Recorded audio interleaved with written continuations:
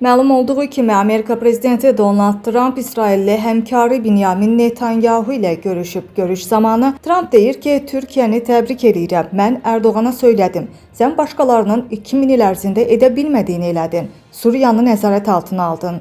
Cavabında isə bunu mən eləmədim dedi. Mən isə etiraz bildirdim. Məhz siz etdiniz. Cavabında isə hə, ola bilər mən eləmişəm. Türkiyə heç kimin Suriyada eləyə bilmədiyini elədi. Erdoğan çox güclü və ağıllı adamdır. O heç kimin edə bilmədiyini elədi. Bunu etiraf eləmək lazımdır. Erdoğanla gözəl münasibətim var. O mənim xoşuma gəlir. O da məni bəyənir. Netanyahu isə İsrailin Suriyadakı vəziyyətinin Türkiyə ilə münaqişə səbəbi olmasını istəmədiyini bəyan eləyib. Bizim Türkiyə ilə xoş qonşuluq münasibətimiz var. Biz Suriyadakı münaqişədən kənarda qalmaq istəyirik. Bundan necə yayına biləcəyimizi Türkiyə ilə müzakirə eləmişik. Türkiyənin Amerika ilə yaxşı münasibətləri var. Məncə Amerika prezidentindən başqa heç kim ən yaxşı kompromis yolunu tapa bilməz. Trump bunun qarşılığında isə mənim Türkiyə və onun lideri ilə çox yaxşı münasibətlərim var. Məncə biz bu problemi həll eləyə bilərik. Bunun problem olacağını düşünmürəm. Məncə sizin Türkiyə ilə Suriya məsələsi üzərindən bütün problemlərinizi həll eləyə bilərik. Biz də, siz də bu məsələdə düşünüb, daşınıb